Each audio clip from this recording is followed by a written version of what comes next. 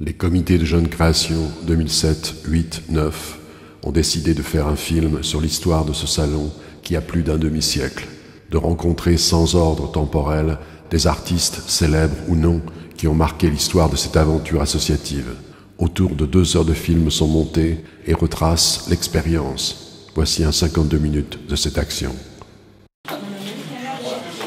Le comité qui disait oui, non, oui, non, oui, non. C'était le seul endroit pour un jeune artiste où c'était possible d'exposer à cette époque. Il n'y avait rien, strictement rien. La possibilité de faire une expo 1 ou 2 fois par an peut-être. Il y avait 3 ou 4 galeries, des vieux galeries qui avaient des contrats avec Picasso et Braque, et Matisse, la galerie Mecque, et c'est tout. Et ça permettait à des artistes d'être remarqués par des galeries C'est-à-dire que toute la presse venait au salon de la jeune peinture. Il n'y avait pas besoin, comme aujourd'hui, d'une communication quasiment professionnelle. C'était très ouvert. Il n'y avait pas d'autre endroit. D'être une association, de travailler avec d'autres artistes, dans un circuit parallèle par rapport aux institutions, aux galeries, le fait que ce soit des artistes qui choisissent des artistes. À quel âge on est jeune et à quel âge on est plus jeune. Mais je veux dire, c'est ça la jeune création ou bien c'est une chose plus élastique? C'est élastique, mais c'est ça. La moyenne d'âge de jeune création des exposants est de 32 ans. On est dans une vraie professionnalité et en même temps dans un acte politique, je dirais. J'étais très content. Ma première manifestation, ça a été au salon de la jeune peinture. C'était donc ma première manifestation. Ah oui, c'était un lieu de liberté, la jeune peinture.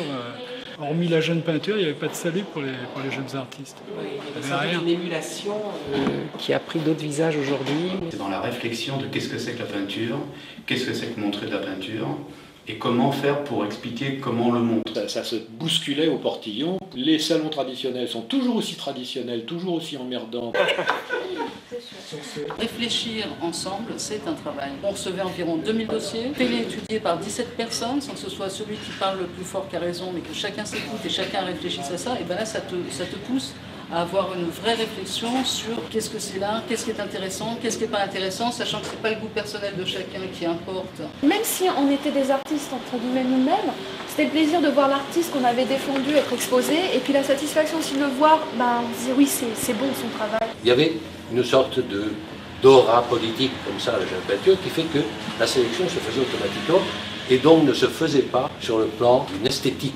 L'affiche, le CV, la fiche d'intention et le dossier dans l'ordre. Formidable ce qu'ils font, qu'il existe en France un salon pour les débuts. C'est les grands formats, c'est l'illustration. C'est très illustratif. À la fois ça m'a appris la combativité, comprendre aussi les autres, quoi. De ne pas penser qu'on était les seuls à détenir la vérité. On a fait des études très autodidactes comme ça. C'était des grands tableaux figuratifs. C'est la première fois que je me suis présenté à une exposition. Oui. Gouache. Je voudrais vraiment voir la racine. C'était Marcel Duchamp. Vraiment trouver la racine de l'art contemporain. C'est nous, ce qu'on est en train de faire, c'est ça l'art contemporain. N'importe où on soit, on va faire toujours notre art contemporain. Et si on pense que la création est un mystère, il faut laisser à ceux-là qui le président, à savoir les artistes, le soin de s'en occuper. Ce sont eux qui ont la plus grande vigilance sur les choses. Beaucoup de jeunes artistes nous demandaient mais qui êtes-vous en tant qu'association? Est-ce que les jeunes artistes ont intérêt à participer à cette aventure associative qui reste sur ses bases? Les jeunes artistes s'engagent un tant soit peu en investissant de l'énergie, du temps disponible à un projet qui relève quand même beaucoup plus de la mise en commun que de la promotion personnelle. Et c'est un peu pour répondre à cette question qu'on vous a sollicité. Est-ce que pour une promotion de son travail personnel, l'engagement dans un lieu associatif vaut pour le temps passé? Tu vois, aujourd'hui, il y a je ne sais pas combien, plus de 1000 galeries à Paris. Puis des événements, il y en avait 200. Oui, énormément. Donc il y avait de l'espace dans la communication pour les quelques rares événements dont la jeune peinture. Pourquoi aujourd'hui, si j'ai, je sais pas, disons 25 ans, je vais aller à la jeune peinture plutôt que l'autre salon? Moi je pense parce qu'il y a marqué jeune.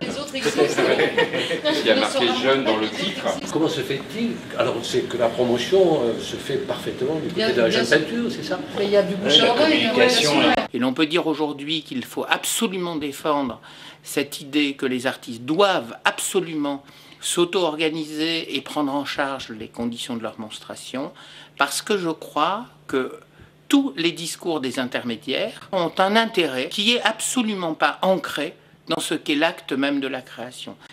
La surmultiplication des intermédiaires, les marchands, les curateurs, les conservateurs, la mise à l'écart du critique d'art qui a plus grand chose à dire, comme si l'idée d'avoir une opinion sur une œuvre n'était pas importante, signifie bien qu'on est dans un moment de marchandisation de l'art. Les seules choses qui vont être des signes de résistance forts face à un art qui se domestique, se snobisme et se marchandise, c'est la façon avec laquelle les artistes vont résister.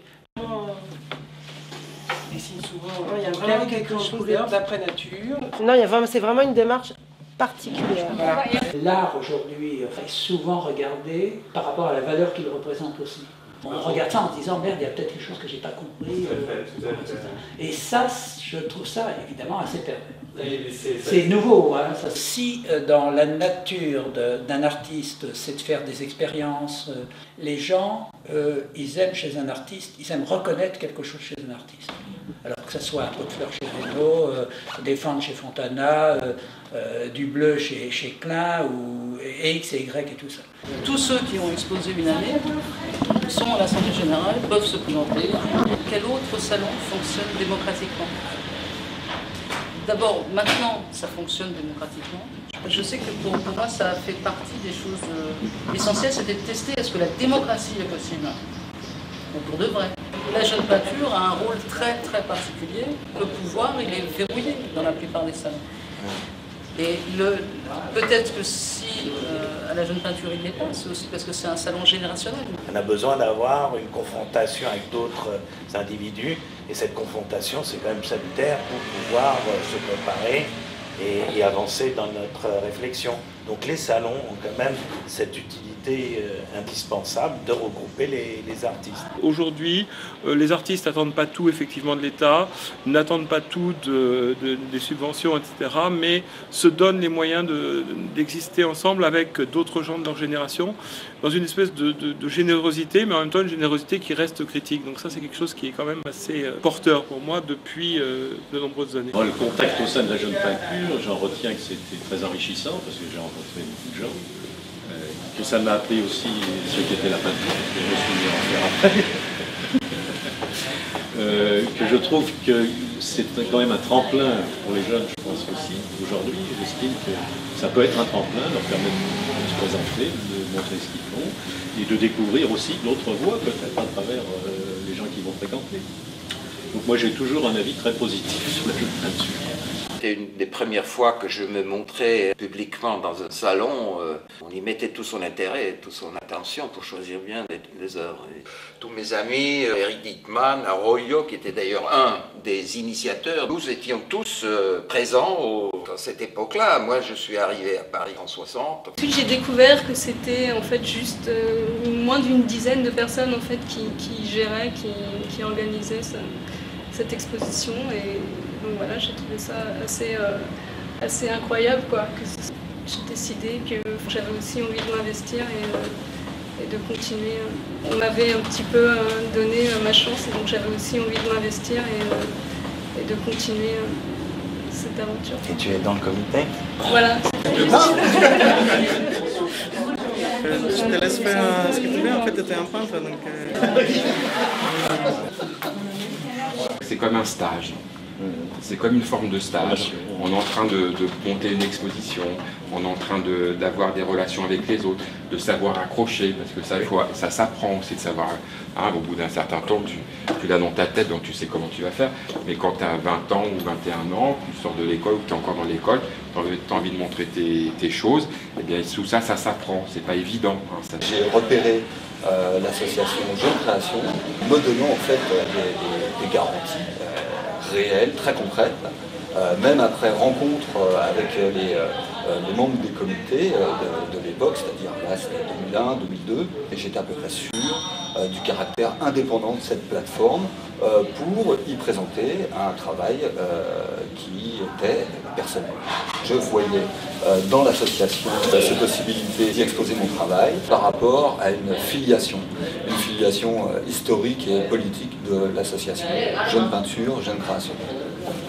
C'était pas un choix innocent de ma part de proposer mon travail en tant que candidat exposant à Jeune Création.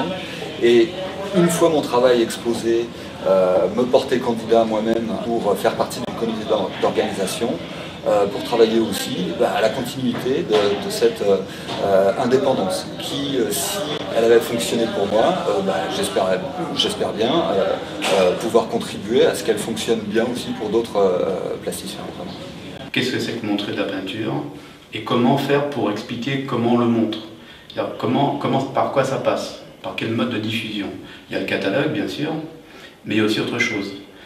D'ailleurs, pendant plusieurs années, le Salon de la Jeune Peinture n'avait pas de vrai catalogue, mais avait ce qu'on appelait un bulletin. Le bulletin de la Jeune Peinture, qui était justement une sorte de revue théorique, où il n'y avait même pas de reproduction des œuvres, où chaque année, et pendant plusieurs années, ça a été effectivement des textes théoriques. Où j'ai donc participé à l'organisation, réalisé mon mémoire de master sur Jeune Création et la professionnalisation des artistes. Et donc c'est à ce moment-là que j'ai découvert toute l'histoire de Jeune Peinture, Jeune Création, et que donc je m'y suis vraiment intéressée, que j'ai rencontré différentes personnes comme Catherine, et que j'ai interviewé aussi des jeunes artistes en fait, qui allaient participer à l'exposition pour pouvoir essayer de savoir en fait, le rôle que pouvait avoir Jeune Création dans justement la professionnalisation des jeunes artistes. Organiser tous les ans une exposition avec les principaux intéressés et les artistes exposants, avec un statut quand même toujours aussi particulier qui est celui du renouvellement démocratique des membres de l'association. Tous les ans à l'Assemblée Générale d'Exposition, des exposants se portent candidats, sont élus pour participer sur un an au comité d'organisation ou sur un an sur le comité de sélection à vivre cette aventure associative. Au début des années 60, un jeune artiste se posait, comme aujourd'hui, la question « Où vais-je montrer mon travail ?» Et les grands salons traditionnels étaient déjà à l'époque des foires aux croûtes, complètement endormis. Salon des indépendants, salon d'automne, grands et jeunes, où il n'y avait ni grands ni jeunes. Les jeunes artistes avaient un fort désir d'aller montrer leur boulot à la Jeune Peinture. Vraiment, ça pose problème, on regardera tous les derniers dossiers. Donc on m'a dit que je ne savais pas que la Jeune Création venait de la Jeune Peinture. Donc je lui racontais que la Jeune Peinture avait porté mes espoirs et désespoirs. Moi j'étais très très jeune, je me suis présenté une fois, je crois que j'ai été pris, mais ça je m'en souviens plus. Et après ça je me suis présenté 2 ou 3 fois et j'ai toujours été refusé. Et donc à ce moment-là je faisais de la peinture, des tableaux, j'étais très très jeune, je devais avoir 22, 23 ans. Et je me souviens toujours qu'on déposait les tableaux, qu'il y avait le jury qui se réunissait, et ils mettaient derrière à la craie un R ou un A sur le châssis. Et donc, soi-même, on voyait ça, qu'on était refusé. Et donc, je me souviens un soir, comme ça, j'ai vu tout. J'ai vu le premier, on présentait 3 tableaux, le premier avec un R, le deuxième avec un R, le troisième avec un R. Et j'étais tellement désespéré. Et le soir, j'allais chez mes parents, ma mère a pleuré. En fait, c'était vraiment la fin de tout. Et aujourd'hui, ça me semble un peu dérisoire parce que, bon, voilà, je ne sais pas qui a été pris cette année-là, mais c'était pas. Donc c'est simplement pour dire à ceux qui ne sont pas pris que tout ça n'a pas beaucoup d'importance. Il y a quand même un regard au niveau de la sélection qui est pointu. Enfin, je sais qu'à notre époque, quand on choisissait les artistes, c'était déjà des artistes qui avaient un vécu, qui avaient un CV et qui plastiquement tenaient aussi, voilà, des porteurs. Il n'y avait pas de comité de sélection. Si. Moi, j'ai participé à un comité de sélection en 73. Ah oui, non, 73. Après, il a sauté. Après, il a sauté. Autrement dit, je voudrais simplement préciser ceci, c'est que la sélection se faisait automatiquement. On savait, c'est-à-dire les artistes du milieu, que le salon de la Jeune Peinture était un salon politique. Donc, à partir de là, toutes sortes d'artistes. Il n'était pas question de mettre un pied dans la Jeune Peinture, sinon on avait tout de suite une étiquette de peintre politique. C'était les individus, l'ensemble des 200 qui intervenaient en mettant un peu dehors ceux qui n'avaient pas de raison d'être là. Oui. Il y avait un groupe d'écologistes quand même en 1974 à la Jeune Peinture, et déjà qui amenait une réflexion sur l'écologie, alors que tout le monde parlait du travail, partage du travail, travail égal, salaire égal, etc. Ben, eux, ils arrivaient avec une idée, peut-être qu'il ne faut pas raser tous les arbres dans notre monde et quand même essayer que l'eau reste propre. Alors on se dit, mais qu'est-ce que c'est cet ovni qui arrive à la jeune peinture à nous parler d'écologie? Ben, ça amenait le débat et ça c'était quand même l'aspect intéressant de la jeune peinture. Parlant des femmes à nouveau, il y a eu un groupe des femmes qui s'était constitué et bon, je me rappelle plus qui avait tendu un drap peinturé en rouge en disant oui, nous les femmes, maintenant on doit se libérer, on a le droit de montrer nos règles sur les toiles. Et bon, il y avait ce geste révolutionnaire de balancer un coup de rouge sur une toile et puis de dire voilà, on existe en tant que femme. Ça faisait aussi partie de l'esprit de la jeune peinture.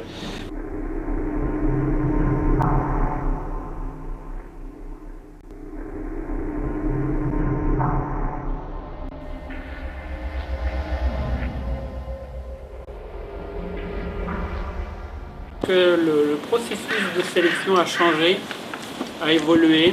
Ah. Comment il était?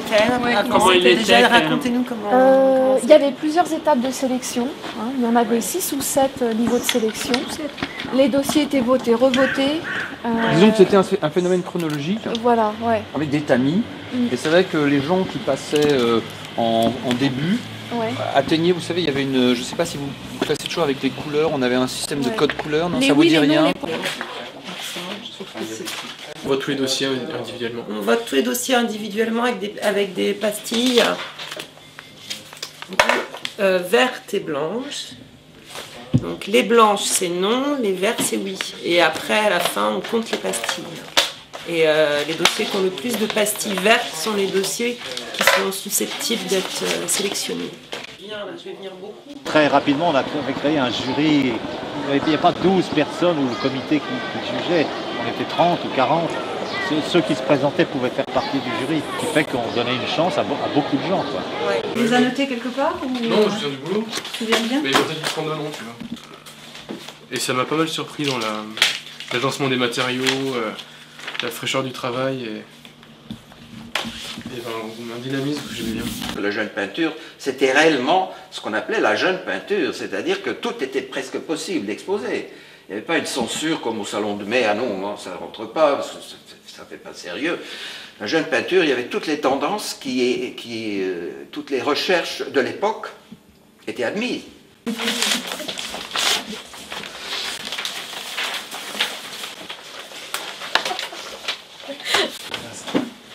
La jeune peinture, c'était quelque chose qui s'était énormément impliqué dans mai 68, avec l'atelier des affiches, des sérigraphies, etc., qui m'avait beaucoup intéressé. Un salon est vital pour un artiste qui ne peut pas développer sa création sans regard. Alors, il y a quelque chose de mental qui se passe. Les options, les images de l'inconscient, les rénastères.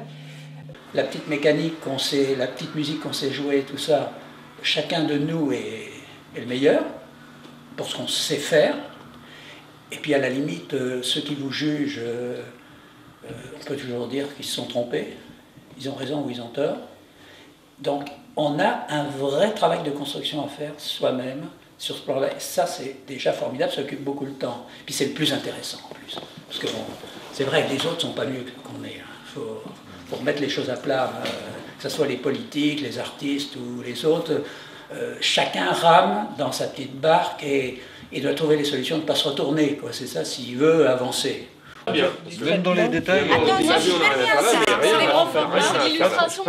C'est très illustratif, ouais. Ah, c'est très grand. C'est plus que ça, il a un folie. Non, mais concrètement, ça... Il a un folie, le mec. J'aime ou j'aime pas, ça n'a rien à voir avec ça. C'est avec les documents qui sont proposés, à pouvoir se faire l'idée sur quelle est la nature du travail. On est en train de considérer une démarche.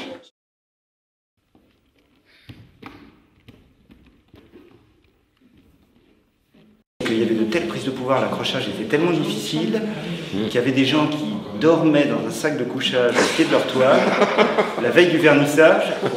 Oui, moi j'ai pas connu, mais que j'avais exposé, c'était pas ça, c'était un peu plus raisonnable. C'était un assez mauvais souvenir parce que... bah oui, parce que ça a été de mal en pis, c'est pour ça que j'ai arrêté d'ailleurs, au bout de 3 ans. La 3e année, c'était le thème du travail. Et, on en a déjà entendu parler. Moi, je l'ai conçu plutôt comme une espèce de décomposition du travail de l'artiste. Sur le plateau, on dessine en fait un parcours. Oui, c'est pas un salon avec des box. Donc c'est un concept d'expo. Voilà. C'est pas des murs accrochés, c'est un concept d'expo. C'est un vrai concept d'accrochage. Oui, d'accord. Ça, c'est depuis 3 ans l'association qui se charge. Les artistes qui font partie des comités se chargent de ce travail on va dire, d'attribution d'espace. Et vous, justement, qu'est-ce que ça vous a apporté de participer à... Eh bien, justement, ça m'a apporté le contact avec des galeries. Quand on vient très jeune à Paris de l'étranger, on ne connaît personne. J'ai été mis en contact avec les galeries Mathias Fels, Jean Larcade, qui a découvert Jean-Pierre Reynaud et moi. Et je pense qu'il est vital qu'il y ait des lieux pour que les jeunes talents puissent être visibles. D'où l'importance de la jeune peinture début des années 60 et aujourd'hui jeune création. C'est toi qui l'as cassé aussi celui-là? C'est celui-là. Ceux qui n'en ont qu'une. Ouais, on les met. Par les dossiers verts, les dossiers bleus. Pour la vie future, on pouvait espérer que la jeune peinture ou jeune création maintenant, ce soit simplement un palier dans la vie de cette fonction qu'est être un artiste. J'ai été choisie dans mon atelier avec 3 autres, je me rappelle, et j'ai exposé au Grand Palais. Donc ça m'a permis de rencontrer Jean-Luc Chalumeau, qui lui m'a fait rencontrer ma première galeriste, et ça a fait son bout de chemin, quoi. C'est le début de ma vie professionnelle, on va dire. Donc quand même, c'était important. D'abord, c'était une opportunité de pouvoir montrer son travail.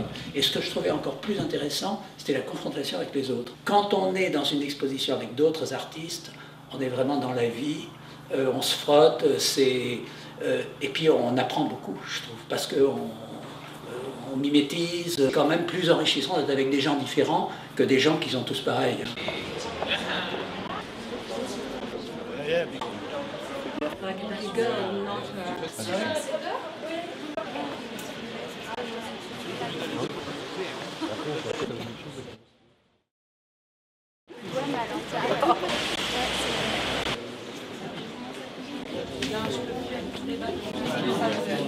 Ce rôle de relais, moi, qui m'a toujours intéressé à Jeune Création, c'est-à-dire qu'effectivement, en tant que critique et en tant que curateur, j'ai toujours été faire mon marché, entre guillemets, non, mais repérer des choses qui se passaient.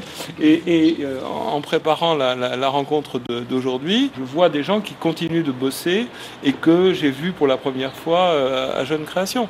Donc ça, c'est quand même très, très important. Jeune peinture, pour moi, bon, quand tu arrives à Paris, tu connais pas tellement d'autres artistes, etc. Tu connais pas les filons, les contacts, etc. Et ce côté-là, je dois dire que Jeune Peinture, ça m'a mis vraiment un peu dans le circuit, connaître plein de gens, qui exposent quoi, comment, les styles qui circulent à Paris, etc. J'avais d'un coup une vision, un accès à l'art contemporain, à la création d'aujourd'hui, qui était sans précédent, quoi. Moi, je venais de province, je monte à Paris, je fais mes études d'art plastique, petite histoire, et je découvre Jeune Création à la Villette. Et là, mais c'était une déferlante, quoi. Puis j'ai suivi donc les différentes épopées. Rendez-vous que je voulais pas rater. La question du développement d'un artiste, la question des moyens dont a besoin l'artiste pour se développer, pour aboutir une pièce, pour moi, une question qui est fondamentale. Je pense qu'on a d'excellents artistes en France et qu'on ne mise pas suffisamment, on leur donne pas suffisamment de moyens pour aller jusqu'au bout de leur production. La Jeune Création, c'est quelque chose qui est de passage, pas une institution, c'est justement quelque chose qui bouge tout le temps. Devenir artiste, c'est... à la limite, c'est quoi? Est-ce que c'est parce que j'expose à Jeune Création, donc je suis un artiste, parce que s'ils m'ont pris, et comme la Jeune Création est connue, donc je suis un artiste, maintenant donc les autres doivent me reconnaître comme un artiste? Ou est-ce qu'avant tout, je suis artiste, et la Jeune Création n'est qu'un passage? Moi, j'attends des œuvres d'art, c'est qu'elles soient très résistantes et qu'en fond, elles prennent le pouvoir. Hein.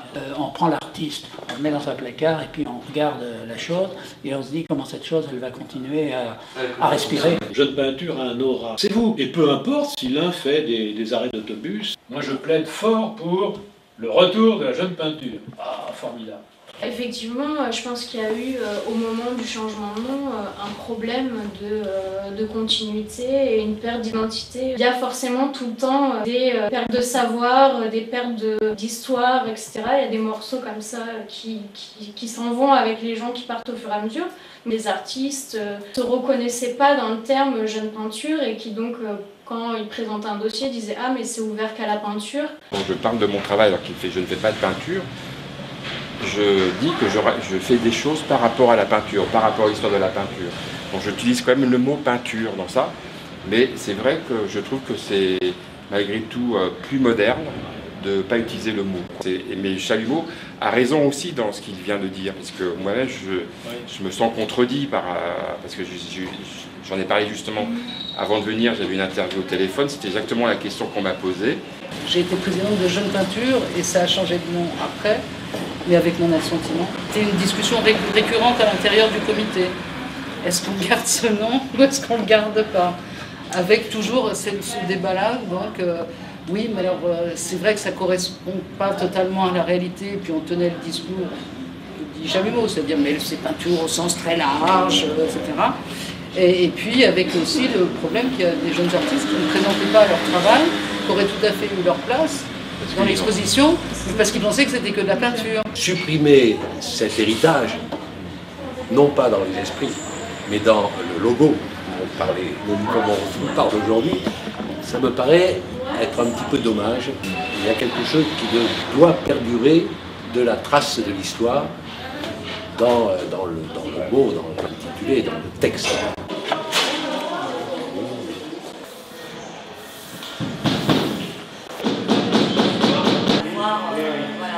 Et je trouve qu'il a très bien fait de changer de nom. Aujourd'hui, si on dit jeune création, on peut tout à fait à nouveau montrer des peintres sans que ça pose aucun problème. Tandis qu'avoir montré de façon majoritaire des installations et s'appeler jeune peinture, ça n'allait pas. Magritte et Duchamp, du coup, disent « Ah, l'autre tonsure en arc-en-ciel pourrait nous signifier la pipe de Magritte, qui n'était qu'une représentation et non une vraie pipe. » Vraiment des endroits qui étaient demandeurs, je dirais, de cette substance, quoi, la substance jeune création en fait. Après, pour faire quoi, ça dépendait. Justement, l'association était en dialogue avec eux, mais quand même, on sentait que cette substance, entre guillemets, jeune création, elle intéressait pas mal de gens. Pas mal d'expériences, avec des passerelles qui sont faites entre Paris, la province. Le but du jeu, c'était pas de faire le malin sur l'art contemporain, parce que on n'avait pas cette ambition. On était dans un comité assez concret, nous aussi. Hein.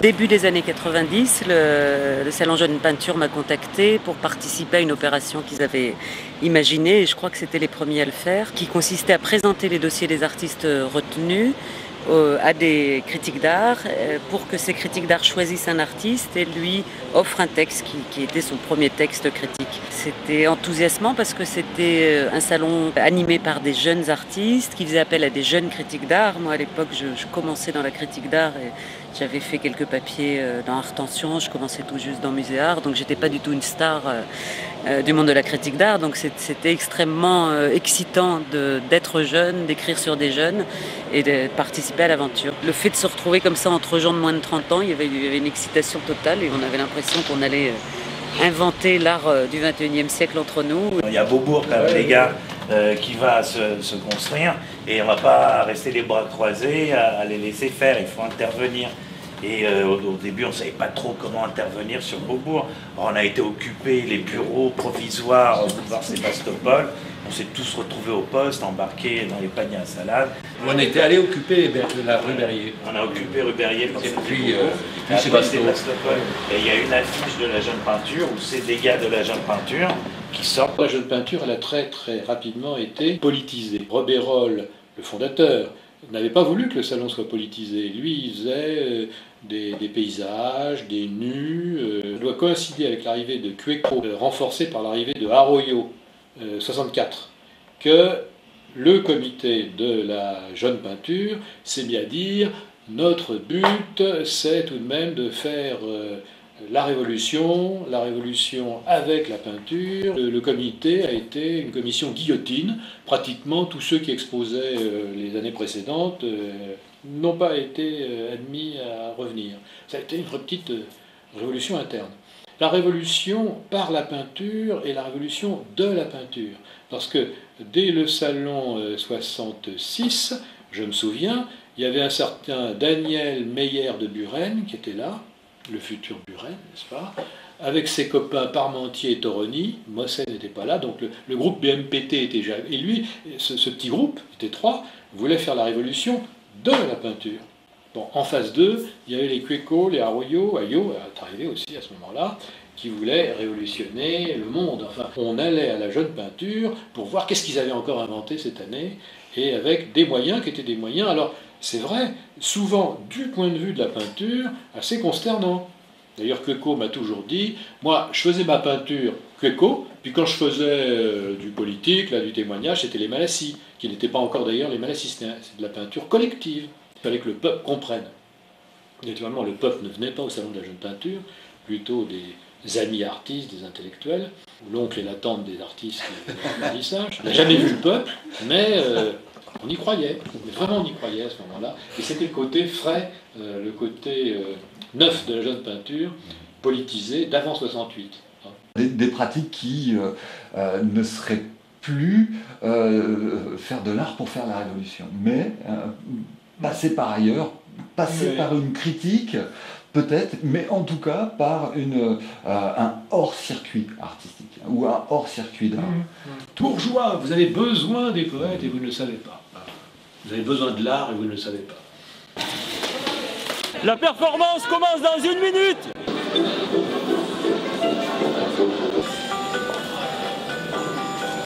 Le bureau est une œuvre d'art. Le bureau ne prétend qu'une chose, c'est qu'il travaille. Le bureau est dans ma tête. Ils étaient plutôt des artistes figuratifs et nous, on cherchait à travailler ensemble, mais pas seulement une fois par an. Et ce que nous faisons, notre recherche, ça ne collait pas dans l'esprit de la jeune peinture, mais on connaissait des artistes qui étaient là, comme Arroyo et d'autres, fait d'autres choses à caractère de contestation du milieu culturel. La jeune peinture était pour moi et d'autres comme un cadre. Il existait déjà et on pouvait investir et faire d'autres choses, à caractère encore plus politique, moins participation individuelle.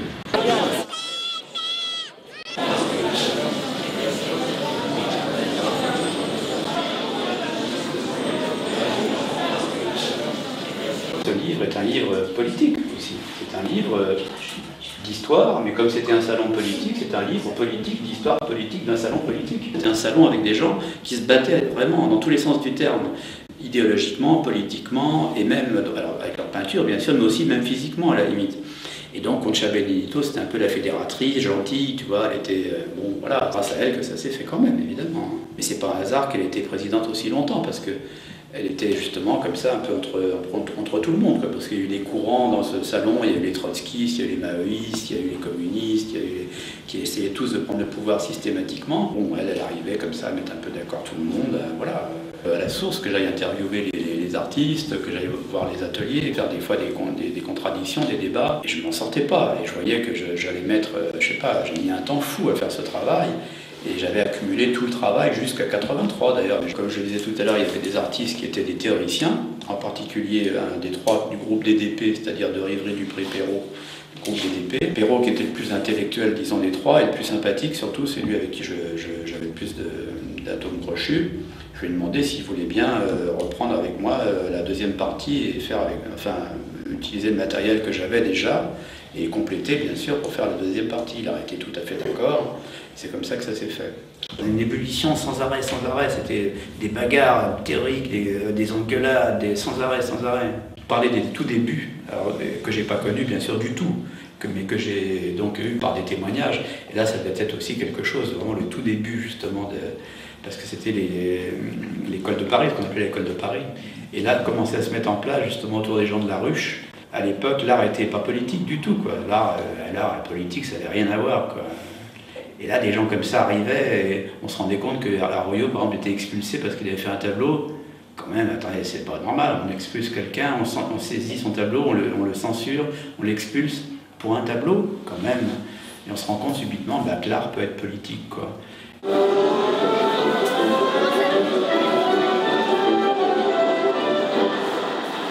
Est-ce qu'il y avait des performances, la vidéo? Ah mais ça n'existait pas, tout ça. Moi j'ai fait la première vidéo, je crois, en 71. Ça s'appelait Police et Culture. On ne rentrait pas dans le cycle de la vidéo. Il n'y avait pas de vidéo. C'est devenu de la vidéo après. On faisait des tentatives. Tiens, on va essayer avec une caméra. C'est Godard qui me prête une caméra et un technicien. J'ai fait des choses que j'ai gardées d'ailleurs, mais techniquement épouvantables. On ne pouvait pas faire de montage. Tout tremblait. On pouvait difficilement les projeter. Les téléviseurs marchaient mal. Enfin, c'était un peu... C'était marrant. Enfin, c'était bon. On avait décidé de montrer tous les films sur 68 qui étaient interdits. Et que les CRS arrivaient dès qu'il y avait de pas. On avait pu les montrer, nous, grâce à moi-même et le vice-président de l'époque, qui est mort il y a quelques jours, s'appelle Jean-Claude Latine.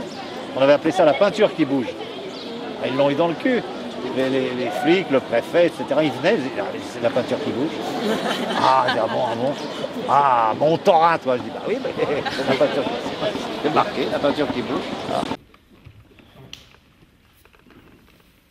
Ça nous a permis aussi de rencontrer d'autres artistes avec lesquels on a eu des grandes discussions, parfois même des bagarres. On se voit toujours, quoi. Certains, je les vois encore. Je parlerai par exemple de James Durand, Crémao à l'époque. Moi, je ferais peut-être partie, comme toujours, des inorganisés, on va dire. Pourtant, on s'est vraiment envoyé presque les pots de yaourt à travers la figure. J'ai revu dernièrement Alain Solonovitch, avec lequel on s'était beaucoup disputé, puisque lui, il était à l'OCI à l'époque, et nous, on avait fait un groupe qui s'appelait le COI, le collectif Objet Image, exprès, parce qu'à l'époque, la jeune peinture était quasiment pris en main par l'OCI, faire une sorte de contre-pouvoir, on avait appelé ça le COI. À la fois, ça m'a appris la jeune peinture, la combativité, et à la fois de comprendre aussi les autres, quoi. Hein, de ne pas penser qu'on était les seuls à détenir la vérité.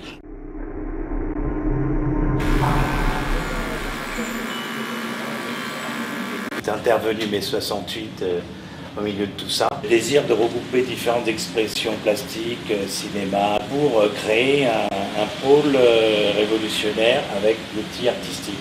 D'entraîner la jeune peinture non pas à réfléchir sur comment révolutionner la peinture, mais comment se servir, comment intervenir avec la peinture, avec les luttes environnementales. On intervenait aussi dans les fêtes révolutionnaires de l'époque, du PS, du PSU, etc.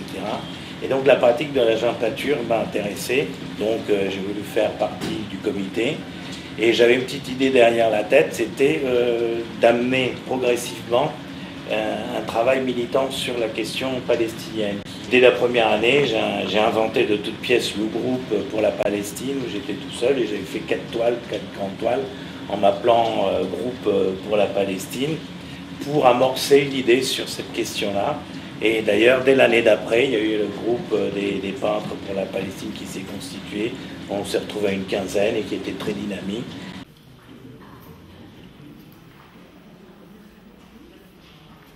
Il y avait les groupes, alors j'étais assez individuel à l'époque, je ne connaissais personne, j'étais pas dans ces groupes, j'en étais d'ailleurs jaloux parce que je me disais, bon, ces types-là sont extraordinaires, ils fabriquent des choses ensemble, c'est sublime, ils vont refaire le monde. Et donc je me sentais un petit peu seul, il faut le dire, mais bon, néanmoins j'étais très heureux d'être là, au Grand Palais, au Salon de la Jeune Peinture, avec un public incroyable qui passait voir les travaux. On a fait ce qu'on a appelé la nouvelle figuration. Oui. On a organisé Mythologie quotidienne, et puis on a rencontré Gassio Talabo, et puis il a fait la figuration narrative. Alors il y a Arroyo, Ayo et compagnie qui ont pris le pouvoir, là, qui ont fait un coup d'État. Hein.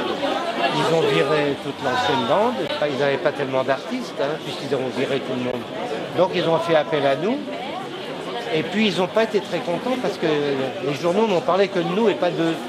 Alors on a reçu une lettre, je me rappelle, mais malheureusement je l'ai perdue cette lettre, qui disait nous allons réformer le salon une fois de plus, nous allons être de plus en plus politisés, et vous faites un peu tâche, là vous n'êtes pas bien, on veut plus de vous. Attends, vous avez quand même suivi Jeune Peinture assez longtemps. Non mais on ne s'est jamais vraiment séparés. Voilà. Moi je suis un grand ami d'Arroyo, d'Ayo. On était jeunes, et quand on est vieux là, tu vois. Il y a Roncillac, il y a Telemac, il y a Monoré, Classen, Adami, tout ça, voilà. Vendre, c'était pas bien hein, à l'époque. Ils étaient engagés tous, donc vendre à ces horribles capitalistes, c'était mal, quoi. Mais ils étaient quand même bien contents de vendre quand même.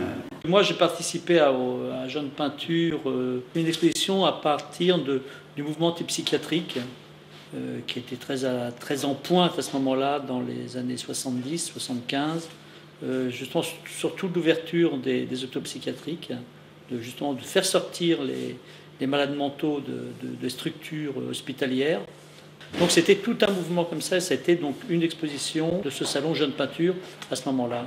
Un mouvement quand même très très fort et puis très dynamique. C'était l'année de la femme. Madame Veil avait une bonne idée de faire l'année de 77 ou 78, l'année de la femme.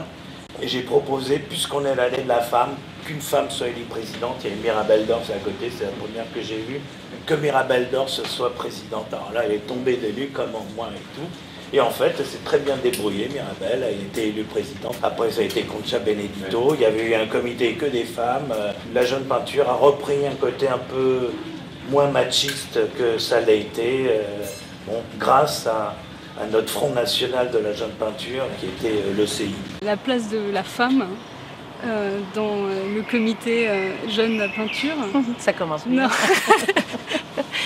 Et c'est peut-être un énorme changement entre Jeune Création et Jeune Peinture, c'est que à cette époque-là, en 69, quand tu es rentré dans le comité, c'était complètement différent.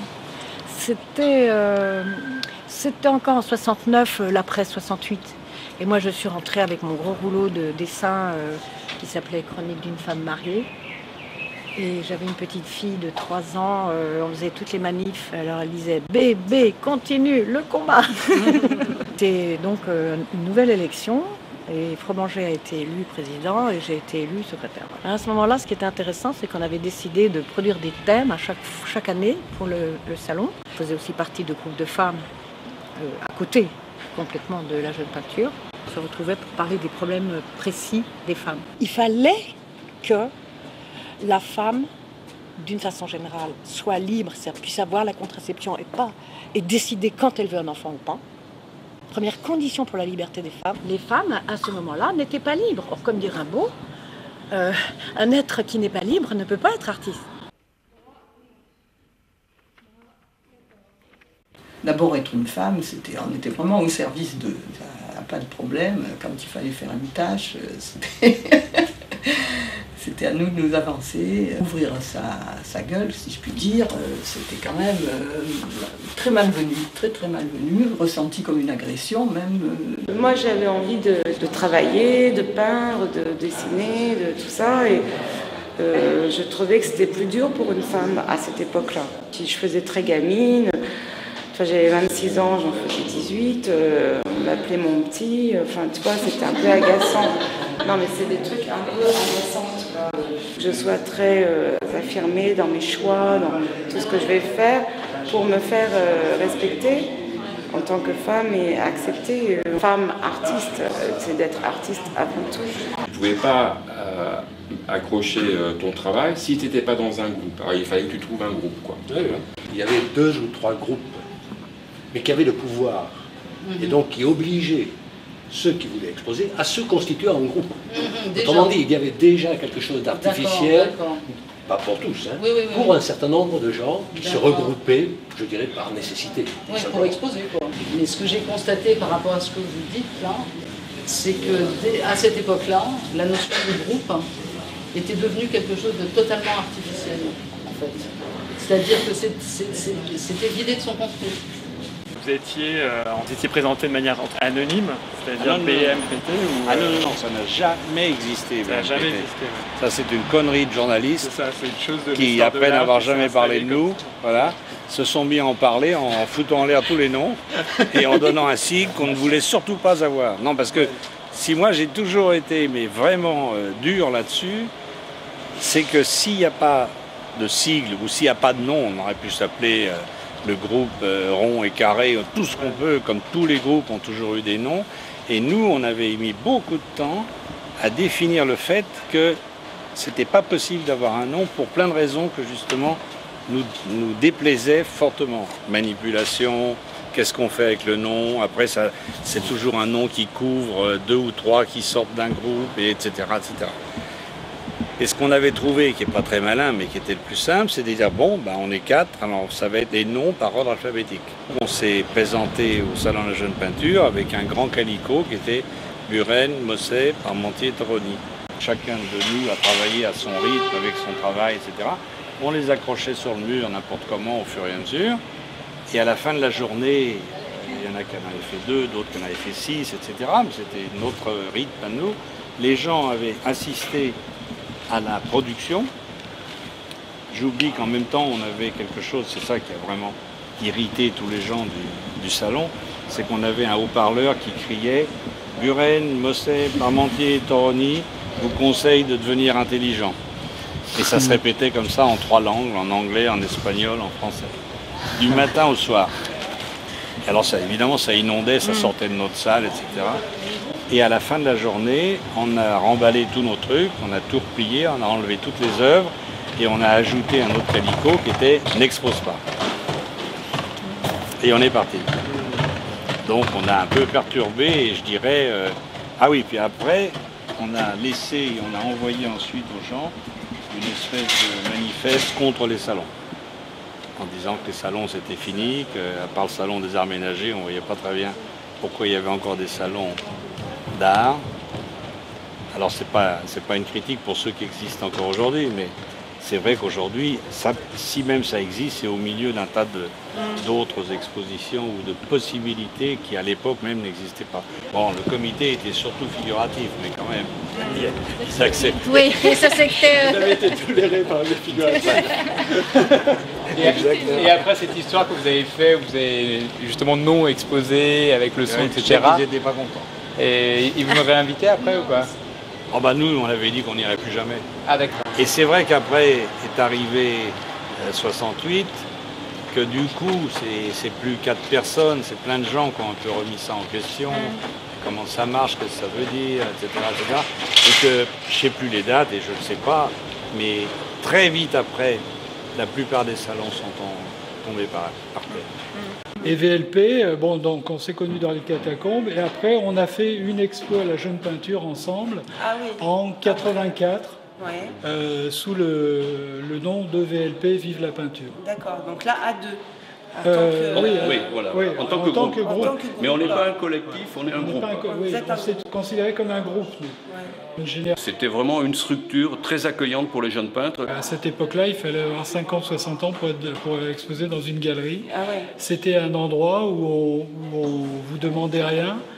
On regardait votre travail. Si on était sur la même longueur d'onde, on pouvait exposer. On faisait partie des...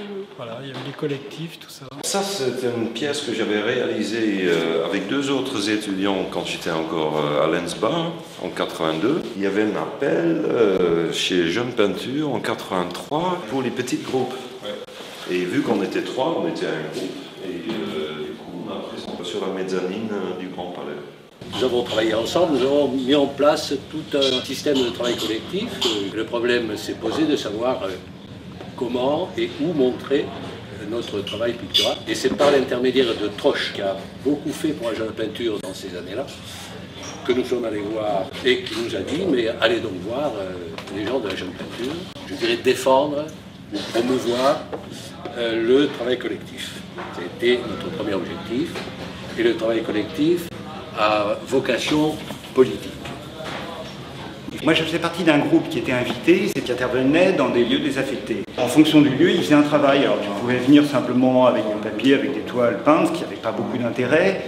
ou faire un travail plastique par rapport à tous les matériaux dont tu disposais. Et au Grand Palais, on était en bas, on travaillait au sol et on montait sur la méthanine pour voir ce qu'on faisait. Le travail était terminé le jour du vernissage.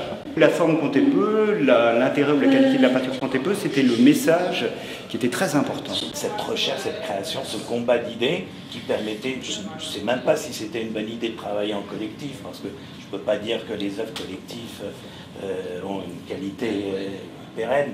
Mais il y avait ce désir d'être entre nous, de faire des choses, de repeindre sur ce que l'autre avait peint, d'essayer d'imposer son idée. Et ça, c'était quand même quelque chose que j'ai plus revu. Pour ne pas être dans la nostalgie, vous n'avez pas à l'être, c'est par information. Vous saviez qu'avant c'était différemment. C'était différent. Moi, j'allais dire malheureusement, c'est ce que j'ai vécu. Donc évidemment, ça a été un grand choc. C'est-à-dire, je me suis dit, le monde n'est plus comme avant. Moi, j'avais rêvé que l'art soit cette sorte d'absolu. On n'avait pas besoin de le vendre pour dans le fond, être heureux. Vous voyez. Aujourd'hui, si on ne le vend pas, on a l'impression qu'on ne le voit pas.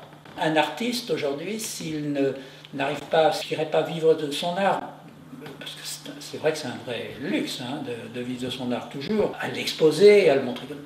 Là, il peut souffrir beaucoup, parce qu'on a une époque où on montre les choses quand même. On a du bol d'avoir été là-dedans. Voilà. Je crois que sur le potentiel, on est certainement tous d'accord. Peut-être les questions qui se posent, c'est dans la mise en application de ces potentiels. C'est ma famille, c'est mon histoire. J'ai travaillé avec vous pendant 10 ans. Pendant 10 ans? Oh oui, entre 65 et 75. Ah oui, quand même. Hein. Ah oui. Ah bah oui. Vous avez toujours été président pendant ces... Ah bah non, pas du tout. J'étais jeune peintre inconnu en 64, 65, et ensuite le temps passe, machin, tout ça. Les vieux veulent se tirer, enfin les vieux, tout est relatif. Pour moi, Jeune Création, ça reste ça et ça restera toujours ça. C'est qu'à la fois, il y a du risque et du danger, mais c'est justement de ce danger qu'il y a une dynamique, les artistes restent présents, parce que si on était encrouté comme certains autres systèmes, on n'aurait peut-être pas cette force qu'on a aujourd'hui d'être toujours là. Je crois qu'il y a une chose qui est un peu perdue. Les artistes étaient très liés, c'est-à-dire qu'il y avait une connivence entre les artistes qui n'existe plus. Donc il y avait encore une sorte de noyau des artistes qui étaient vraiment ensemble, qui se battaient pour une vraie cause. La question de la cause qui pourrait réunir des jeunes artistes autour d'un projet d'exposition, ça aujourd'hui ça fait question, c'est sûr et certain. Le contact avec les anciens acteurs de l'association, je pense en tout cas nous aura, si ce n'est appris, en tout cas rappelé que l'association a eu un rôle indéniable sur ce paysage culturel actuel. Au niveau des jeunes artistes, c'est le salon ou l'exposition la plus importante en France. Oui, parce qu'ils peuvent aussi montrer des choses que d'autres ne veulent pas. Voilà, ça veut dire qu'on peut montrer ce qu'on veut et on est comment il vous êtes partie du comité. Oui. C'est la démocratie. Voilà. Et tout le monde vote et tout le monde n'est pas d'accord pour amener le copain à l'intérieur. Voilà. Moi-même j'ai des amis que je voulais vraiment voir au salon qui n'ont pas été pris et j'ai été très déçu et ils m'ont fait la tête après. Même le copinage, finalement, passe derrière on va dire l'enthousiasme, l'engouement global des gens en fait. Ça passe derrière, pour le travail même. Ils peuvent venir et comment vous... Ah oui. C'est-à-dire qu'ils parlent avec vous. Ils s'envoient un dossier. C'est ça, ils vous montrent un truc et puis vous pouvez parler avec eux, etc. Oui. On a une île quand même. Hein. Non, on ne le raconte pas. C'est avant tout sur portfolio, sur si c'est des films, sur DVD, etc. Enfin, en gros, on juge sur des présentations. Effectivement, maintenant, il y a tout l'art de la présentation, des beaux portfolios, etc. Alors voilà, on est dedans. Et ils viennent avec un truc qui ressemble à rien de ce que vous avez vu. Voilà. Tant pis pour vous. Voilà, ça arrive. Nous, quand ils nous ont invités quasiment d'office, parce qu'il y avait évidemment ceux qui étaient tout nouveaux, et ceux qui sont plus tellement nouveaux, ils ne vont pas faire une nouvelle sélection. Si ça intéressait les gens du comité, on était de nouveau invités sans problème.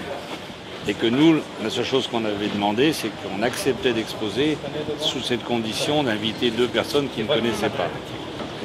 Et donc ils avaient dit oui. Si quelqu'un vient et dit je travaille en duo, il peut, oui, c'est toujours possible. Oui. Et doucement. Moi, ce que j'aime bien des jeunes créations, c'est qu'ils me donnent l'opportunité de pouvoir réaliser cette rêve. Vraiment trouver la racine de l'art contemporain. C'est nous, ce qu'on est en train de faire, c'est ça l'art contemporain. N'importe où on soit, on va faire toujours notre art contemporain.